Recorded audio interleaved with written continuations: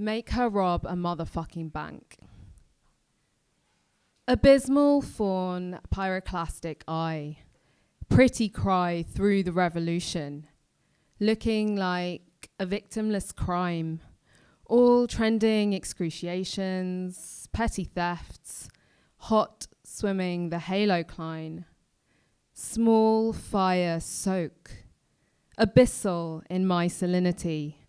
Anoxic for perfect lines between damp infamies.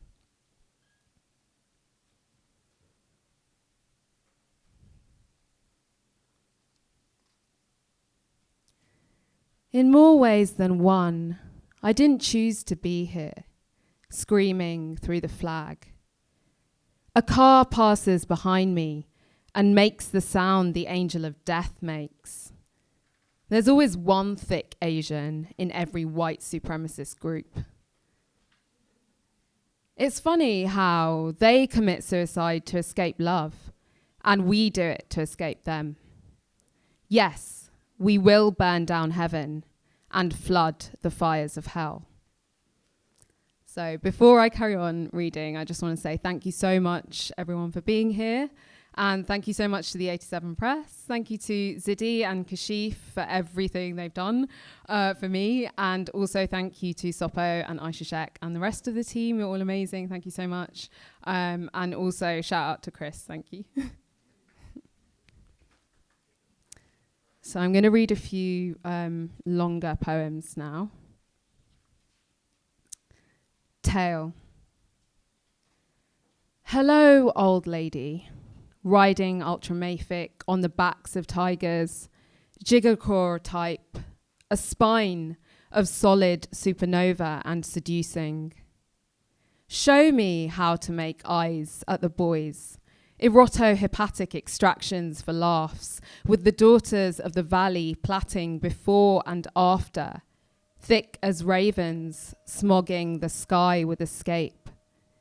Did you see his face unzipped? No need for luthies. Liverless lads bleeding lust all over the sheep.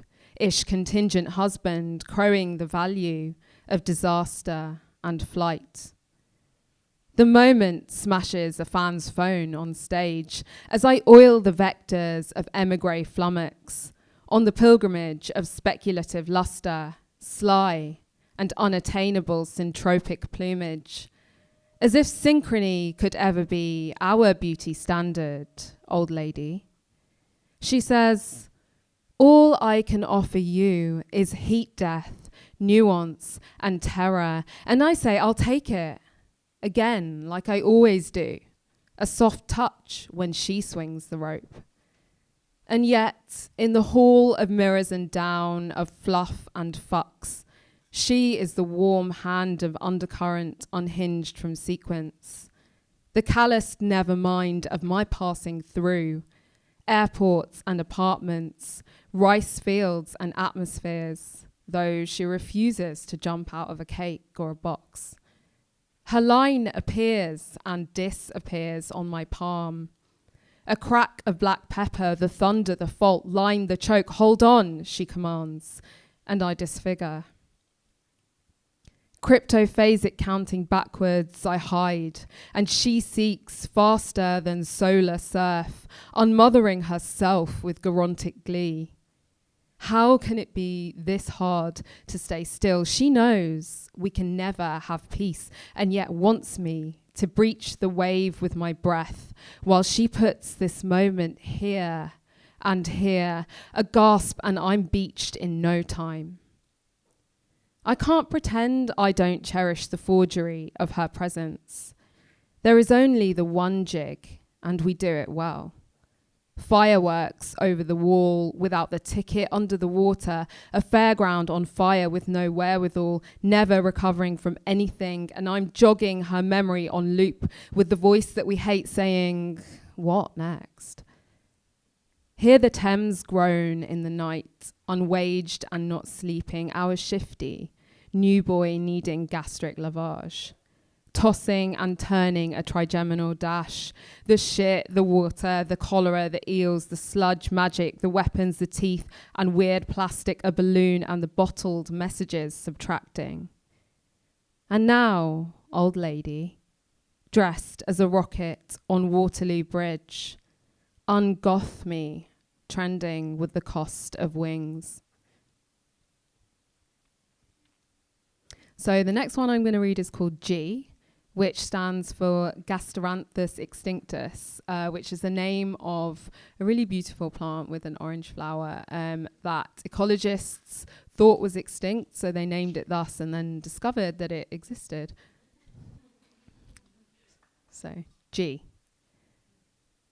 This season I wear my begrudging resilience in orange, a glow in the belly of my vanishing, deferred at every moment, a rediscovered flower named after its own extinction.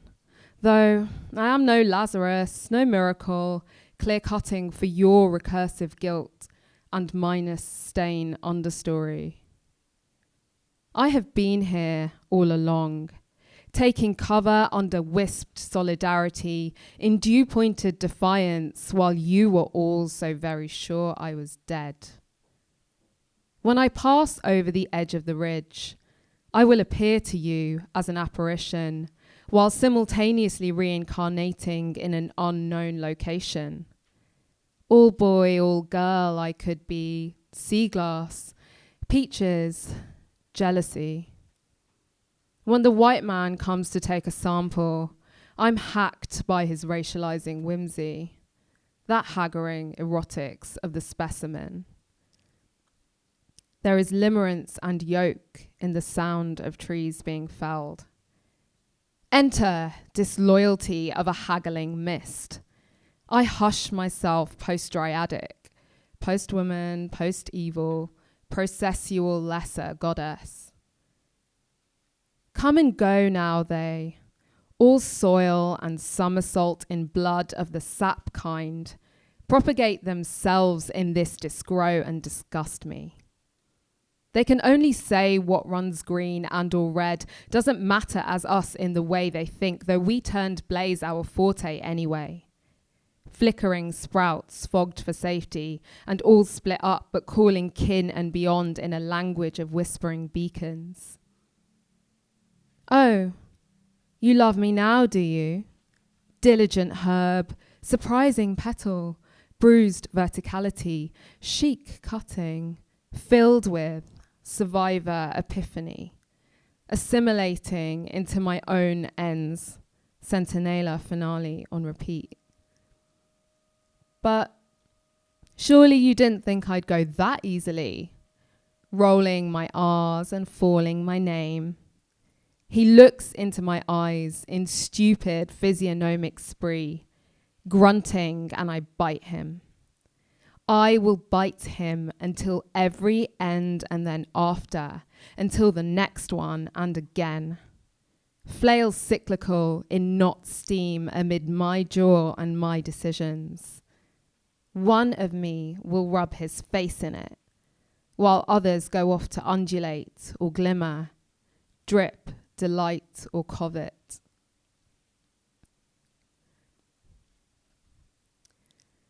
Necrobiome. This universe eats all the feelings I won't have, my questions about the neutrality of snow, my father, no really, all drastic wrong glossing, the pace of my walk away. I'm quietly confident, seeped and scattered, tacitly histrionic, as starshine launders my dreams to deify the unsafety of scavenger nice times. Nematodic decadence defying outside, inside a sanatomicrobial baroque, begging to bloat the post-mortem sociality of our revolving invasions, trying to stratopause racialization staring, loop the loops between heavens and dirt. Displaced soil on the souls and souls of our names, wallowing in a plenitude decomposed for twinkle, and scraping a living so flinched in doing what we do like looks could kill. Sequestered in crumbs plucked, wily with the timbre of a cliffhanger.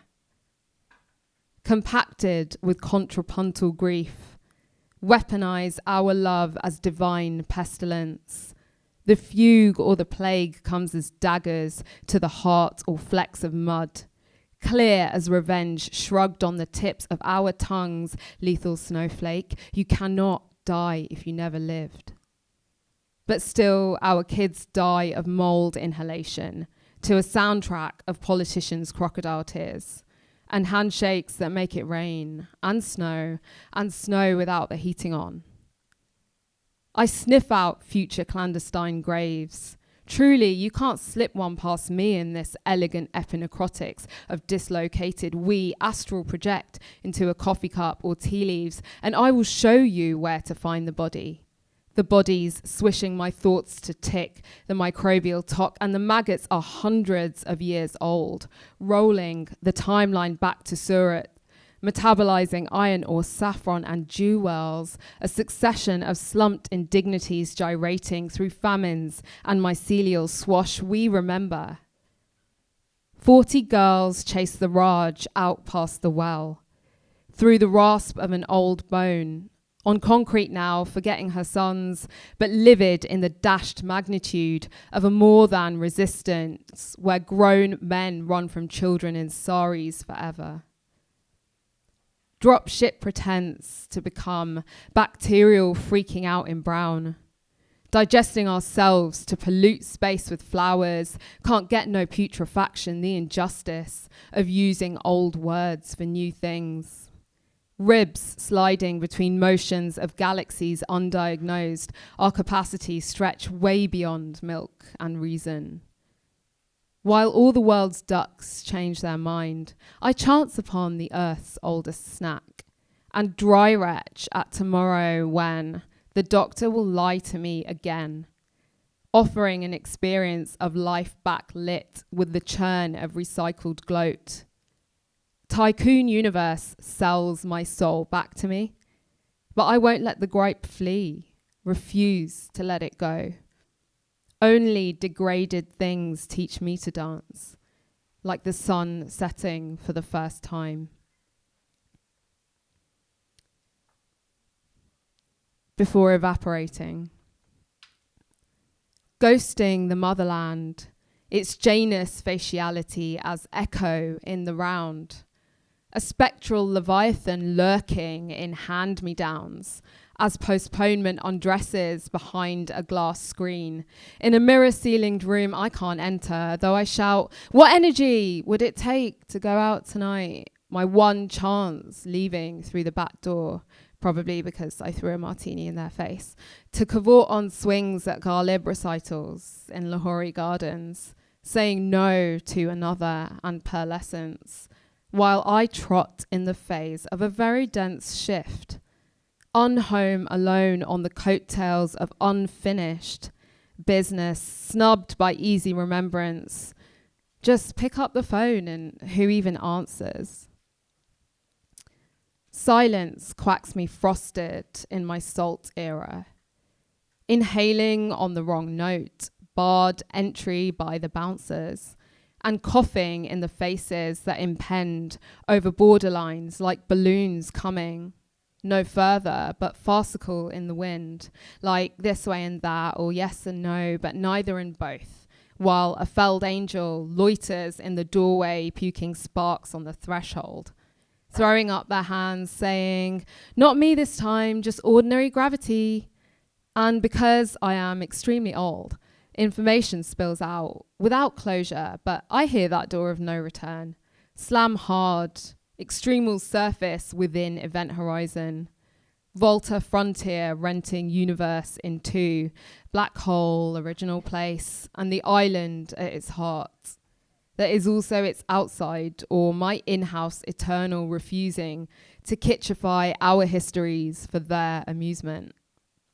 Asking, what does it mean to be in the whole but not of the whole, makes a bad habit of coasting through conjectured worm portals, shuttling diasporic via quantum slog tweaking drift modalities while getting a wolf cut at a salon in Birmingham, or drinking any lurid pop to piss recursion off its rocker outside the North Circular. Our breath scuds post-stellar. A vixen from her den, vanished through underpass, emergent as red.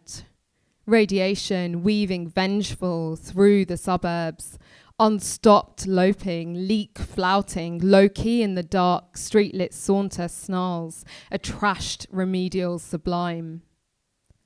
Roosed in solidity drips the icicle death of the home seeker. Exiled from totality, a kid calls me auntie. Splashing rouge, I splay the agenda unblushed. Growling picket Punjabi with Panji Darshan, sharpening knives with my sisters round a kitchen table in the absence of a kitchen on which assembles a gossamer mountain of specks soft sparkling. On the exhale, mutiny, world from within. Okay, so I'm just going to read one more. Thank you everyone for listening, because they're pretty long poems. I either do like really long ones or really short ones. There's not much in between.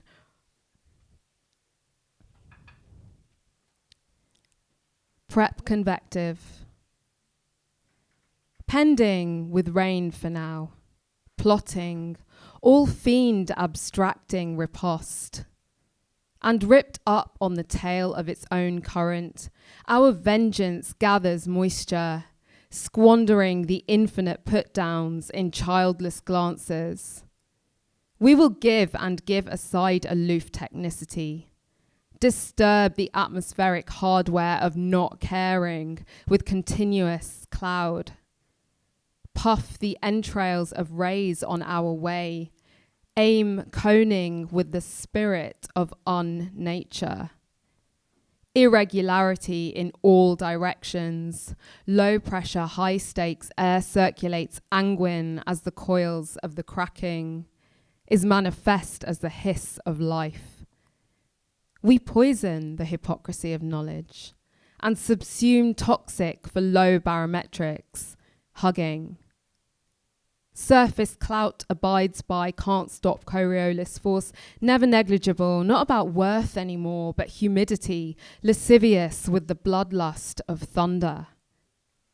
Sky and earth in the mingle, makes a cyclone, makes a humming, makes a bolt, makes cyclopic seeing, or third eye of Shiva, or eye of fire, or eye lined with the surma of laughter at how basic is the clockwise, anti-clockwise dialectic without nature. Oceans turn up in a paradise of rising warmth and wants sans subjects. Wind shears old supremacies unrecognizable in the rush of forever, spilling congested knots. Moved in generous waves, eternal rise and fall, deep moist convection as the nightmare of the cusp. Frond of foam that keeps growing. Some kind of cyclogenetic hope. Since we cannot disconnect from them, it will smite itself anyway. We are the smite in flux. We are those other names for cyclones. Thank you.